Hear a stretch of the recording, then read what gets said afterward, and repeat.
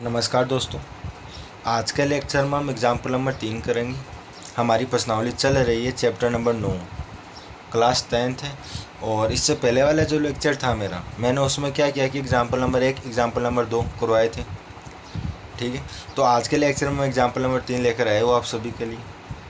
थोड़ा सा ध्यान से देखना। और एक बात मैं आप सभी को बता दूँ कि आप प्ले लिस्ट में जाकर लेक्चर देखूँ। ठीक है, अगर किसी बच्चे का डाउट आ रहे तो, क्योंकि मैं क्या कर रहा हूँ 10th और 12th दोनों क्लासों के वो क्या लेक्चर में डाल रहा हूँ यूट्यूब पर, तो आपको दिक्कत आ सकती है। तो आप प्ले लिस्ट में जाकर देखो। मैं क्या करता हूँ कि वहाँ पर प्ले लिस्ट बना रखी है सभी, तो प्लीज़ आप वहाँ से जाकर लेक्चर को पढ़ो। ठीक है, और आज का लेक्चर है उसमें एग्जाम्पल नंबर 3 है। और थोड़ा सा ध्यान से देखना बेटा, क्योंकि जो लेक्चर है, ठीक है, इस लेक्चर का जो एग्जाम्पल है वो क्या कि थ्योरेटिकल है एकदम। ये नहीं कि मैं पूरी प्रश्नावली थ्योरेटिकल है मानो। आप जो क्वेश्चन होंगे या फिर एग्जाम्पल है सभी थ्योरेटिकल रूप में दिए हुए हैं, उसको पढ़ो, डायग्राम बनाओ और फिर उसको हल करो। ठीक है, और जितना पढ़ते हो आप क्वेश्चन को या एग्जाम्पल को, बस उतना ही काम करो एक बार। ऐसा नहीं कि एक साथ पढ़ लिया सारा, नहीं, दिक्कत आएगी ऐसे। जहाँ पर दिक्कत आई समझो वहाँ पर एग्जामिनर ने आपके नंबर काट लिए।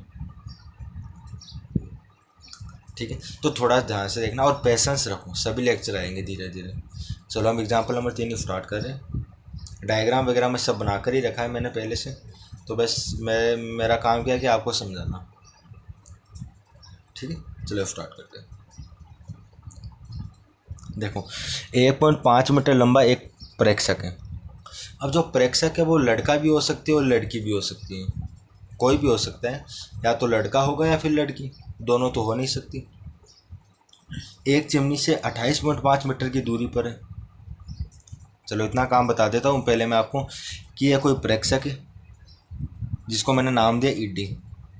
वो एक चिमनी है ए और सी, यह पूरी क्या एक चिमनी है, इससे 28.5 मीटर दूरी पर है।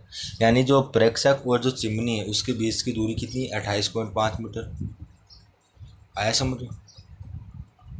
चलो, उसकी आंखों से चिमनी के शिखर का उन्नयन कोण 45 डिग्री। किसकी आंखों से?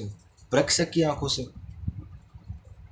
मैंने क्या कहा कि बातों को पकड़ो, आप क्या दिया हुआ है, गहराई से पढ़ो बस क्वेश्चन को या एग्जाम्पल को। ये प्रेक्षक इसकी आंख है जी। अब इसकी आंखों से चिमनी का शिखर बेटा ये रहा बिंदु है, इसका शिखर पॉइंट है।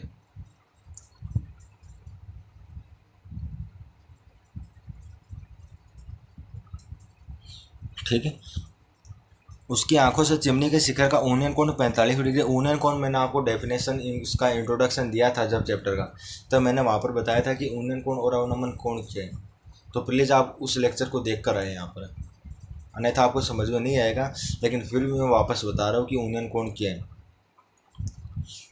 आँखें बेटा, जब हम नीचे से धरती से कोई भी छत हो, मकान हो, मीनार हो या मोमबत्ती हो, चिमनी वगैरह कुछ भी हो, एक उसका उसका जो शिखर पॉइंट है वहाँ देखते हैं। यानी नीचे से जब हम ऊपर की ओर देखते हैं आंखों के द्वारा, तो आंख के पास बनने वाला कोण हमेशा उन्नयन कोण कहलाएगा। ठीक है, ये मैंने 45 डिग्री दर्शा दिया यहाँ पर उन्नयन कोण, और इसको आप मिला देना, तभी तो हम दर्शा पाएंगे बेटा। है अगर मान लो ये ई भी है ही नहीं, तो क्या 45 डिग्री कोण मैं यहाँ पर दर्शा पाऊँगा? नहीं दर्शा पाऊँगा। ठीक है, चलो आगे बढ़ते हैं। तब चिमनी की हमें क्या ज्ञात करनी है, ऊंचाई ज्ञात करनी है कि उस चिमनी की हाइट कितनी होगी। अब हाइट कौन से, ए और सी, ये तो हाइट पूरी ऐसी इसकी हाइट है। ठीक है, अब बेटा ध्यान से देखना, अगर ई डी या फिर डी 1.5 मीटर है, तो क्या बी सी 1.5 मीटर नहीं होगा? होगा बेटा। और क्यों होगा? क्योंकि ई बी सी और डी क्या ये आयत नहीं है, और आयत की आमने सामने की भुजा हमेशा बराबर रहती है। तो अगर ये 1.5 मीटर है तो ये भी क्या होगा, 1.5 मीटर होगा। ठीक है, और ध्यान रखना कि बेटा डायग्राम आपको खुद को बनाना होगा। अगर डायग्राम है तो अच्छी बात है बेटा, ज़्यादा काम करने की ज़रूरत ही नहीं है, हमें सीधा सॉल्यूशन पर आओ। अगर है नहीं फिर तो डायग्राम बनाना ही पड़ेगा। ठीक, अच्छा डीसी कितनी है, 28.5 मीटर। तो क्या है ऊपर वाली ये भी 28.5 मीटर नहीं होगी, क्योंकि आयत है और आयत के आमने सामने की भुजा हमेशा बराबर रहती है। ठीक है। अब हमें इसकी ऊंचाई ज्ञात करनी है, ए सी ज्ञात करनी है बेटा। अब ए सी को क्या मैं लिख सकता हूँ, देखो ए सी पूरी है यहाँ से लेकर यहाँ तक की, तो क्या ए बी यहाँ से लेकर यहाँ तक, इसमें अगर मैं यहाँ से लेकर यहाँ तक जोड़ दूँ तो क्या पूरी ए सी हो जाएगी? आया समझ? चलो एक एग्जांपल बेटा, मान लो कि 4 है, तो 4 को मैं ऐसा लिख सकता हूँ 2+2, यहाँ से लेकर यहाँ तक की दूरी मान लो कि 4 है, ठीक है।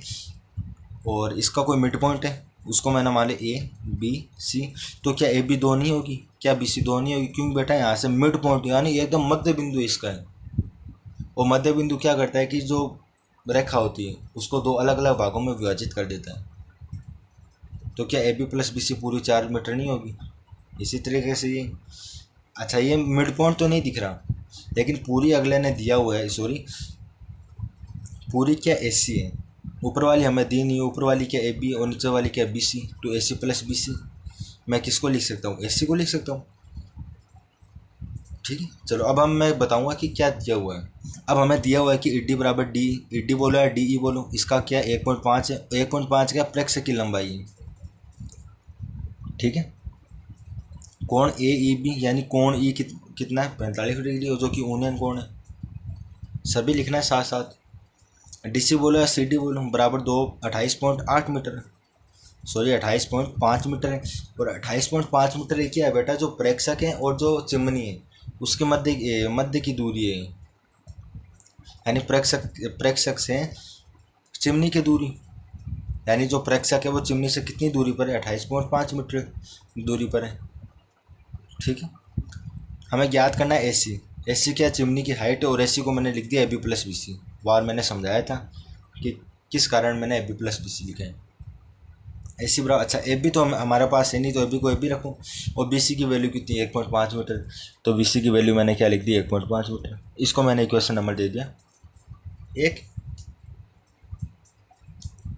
चलो त्रिभुज ए बी ई में, अब देखो बेटा ए बी ई, देखो ए बी ई, ठीक,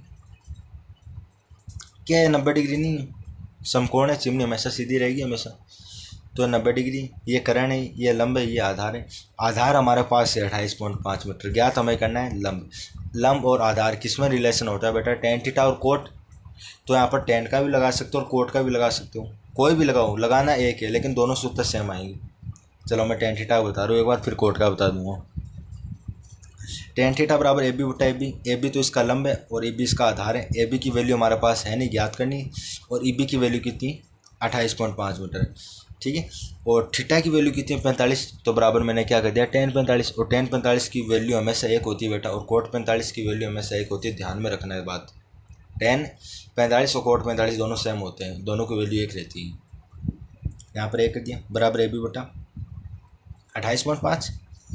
अब यहाँ पर भाग में तो ऊपर जाकर मल्टीप्लाई में एक के साथ, और एक को कोई भी संख्या से गुणा करो वापस वो की वही संख्या आएगी, तो ए बी बराबर कितना हो गया 28.5 मीटर। अब जो ए बी की वैल्यू समीकरण 1 में रख दूं,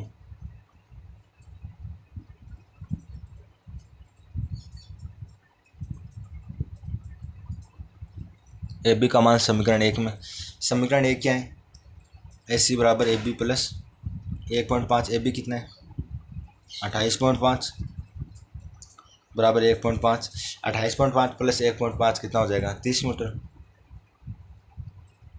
और ए सी हमें ज्ञात करनी है, यानी जो चिमनी है, चिमनी की हाइट कितनी होगी 30 मीटर। आया समझ? अब मैं यहाँ पर कोट का बता रहा हूँ कि कोट में भी क्या सेम उत्तर आएगा, तो कोट थीटा बराबर आधार बटा लंब। अब आधार कितना ई बी, लंब ए बी, हमें तो ए बी की वैल्यू करनी है, लेकिन थीटा की वैल्यू कितनी है 45, और कोट 45 का मान 1, तो यहाँ पर 1 आ जाएगा बराबर ई बी बटा ए बी, और ई बी की वैल्यू कितनी 28.5, और ये ए बी यहाँ पर भाग में तो इधर जाकर मल्टीप्लाई में, और ए बी को 1 से गुणा करता नहीं, ए बी यानी 28.5 बराबर क्या हो जाएगा ए बी, ये हमें ज्ञात करना है। ए बी की वैल्यू कितनी है 28.5, और टेन वाला लगाया तब भी ए बी की वैल्यू कितनी है 28.5। आया समझ में?